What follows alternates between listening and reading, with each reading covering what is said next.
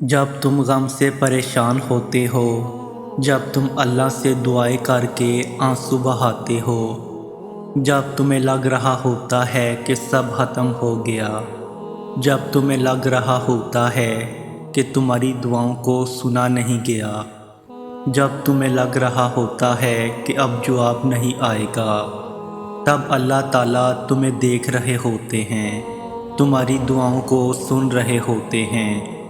وہ مسکراتے ہوں گے تمہیں دعا مانگتا دیکھ کے کہ میرا بندہ مجھے کتنے پیار سے بلا رہا ہے، کتنی محبت سے دعائیں مانگ رہا ہے۔ اور اگر تمہیں پتہ لگ جائے کہ اللہ تعالیٰ نے تمہارے لیے کیا اجر رکھا ہے تو تمہیں کسی چیز کا غم نہیں ہوگا، تمہیں آزمائش چھوٹی لگنے لگے گی اور اللہ کی محبت غالب آ جائے گی۔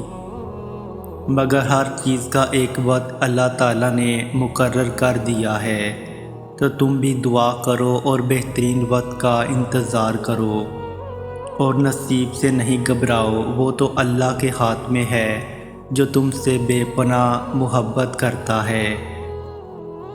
اور جب اللہ کی مدد تمہارے لیے آئے گی تب تمہارے آنسو، تمہارا تڑپنا ایسے خوشیوں میں بدلتا نظر آئے گا کہ تم حیران ہو جاؤ گے۔ ہر چیز آپ کے لیے اللہ کی مرضی سے ہوتی ہے۔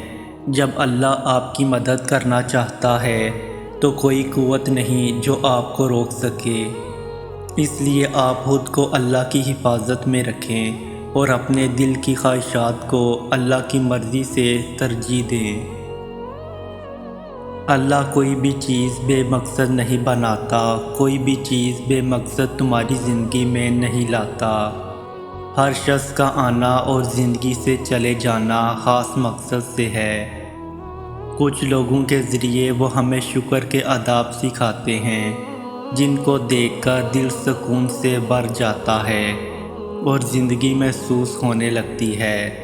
ایسے لوگوں کو دیکھ کر انسان ان کے ہونے کا شکر کرتا ہے۔